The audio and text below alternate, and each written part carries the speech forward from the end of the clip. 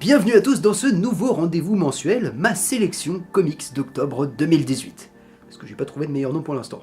Le principe est révolutionnaire. Je vous présente ma sélection des meilleures sorties du mois, que ce soit la VF comme la VO, comme les adaptations. Bref, simple, efficace, perdons pas de temps, c'est parti. Et on commence avec du mutant. Le 3 octobre sort en Icons le très bon run de Morrison et Quitely sur les X-Men. New X-Men, un immanquable, à condition bien sûr d'avoir quelques connaissances des X-Men, parce que voilà, c'est Morrison, c'est pas très reader friendly.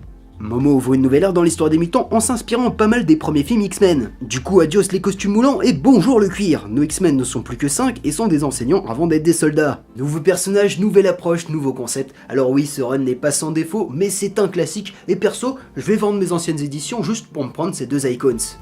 Sans la saga du Phénix Noir, je ne serais sûrement pas là aujourd'hui à vous parler comics, c'est un classique et l'aventure la plus épique des X-Men. Panini réédite la chute de Jean Grey dans une édition spéciale à 75€. Alors oui, c'est cher et perso je vous conseillerais d'acheter plutôt les intégrales X-Men histoire d'avoir l'histoire complète, mais si c'est juste la saga qui vous intéresse, et bah foncez, c'est culte. Et si vous savez pas comment acheter pour Noël, c'est une idée cadeau. Après, je suis pas contre Annihilation qui sort le même jour au même prix, il paraît que c'est la meilleure saga cosmique Marvel de ces dernières années, donc voilà. Si vous voulez le prendre en double, pensez à votre président comics. Du côté d'Urban Comics, préparez 10€ le 19 octobre car vous avez rendez-vous avec Gideon Falls, le nouveau bijou du duo Lemire Sorrentino. Un récit horrifique vraiment super bien foutu, mais on en reparle prochainement. Enfin, le 26 octobre sort Batman White Knight, la sortie Urban Comics de cette fin d'année. Dans cet univers alternatif écrit et dessiné par Sean Murphy, les rôles sont inversés et c'est le Joker qui doit protéger Gotham du Chevalier Noir. Là aussi on en reparle prochainement, mais notez que pour l'occasion, le comic sera aussi disponible dans une édition noir et blanc. Les fans de Punk Rock Jesus apprécieront.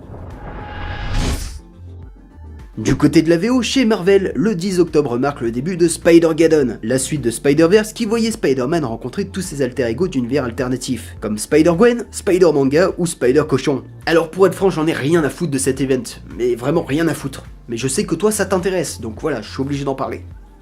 T'es prévisible. Par contre, s'il y a un comic Spider-Man qui me chauffe vachement, c'est Superior Octopus, la suite de Superior Spider-Man. Et oui, Octopus reprend du service. Nouveau corps, nouveau costume, l'ancien pire ennemi de Spidey a élu San Francisco comme son nouveau terrain de chasse. Alors va-t-il continuer à jouer les super-héros là-bas où ses pulsions criminelles reprendront le dessus? Et bah réponse le 3 octobre. Et chez DC Comics, je ne pouvais pas ne pas mentionner la sortie le 24 octobre d'Old Lady Harley. Ouais, Old Man Logan mais avec Harley Quinn. J'ai vraiment besoin de rajouter quelque chose. Enfin, côté adaptation, la grosse sortie du mois, c'est bien sûr le film Venom.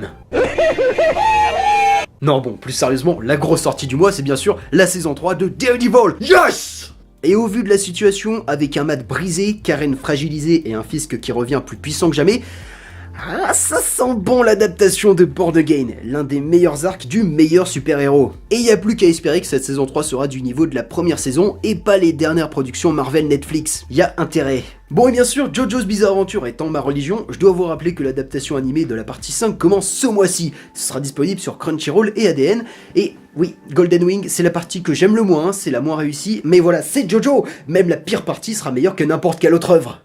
Et donc c'est la fin de cette sélection d'octobre 2018 qui, je vous le rappelle, est une sélection personnelle. Donc voilà, si j'ai pas parlé de telle ou telle œuvre, c'est que soit je l'ai oublié, parce que ouais, ça peut arriver, soit c'est pas une œuvre qui m'a marqué. Donc n'hésite pas à t'exprimer dans les commentaires pour qu'on en discute si voilà, t'as envie de parler du prochain album de Kick-Ass qui est pas top.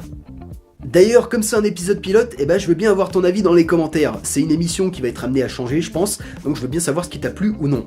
C'était Beaumasque, le meilleur ami de ton banquier. À la prochaine.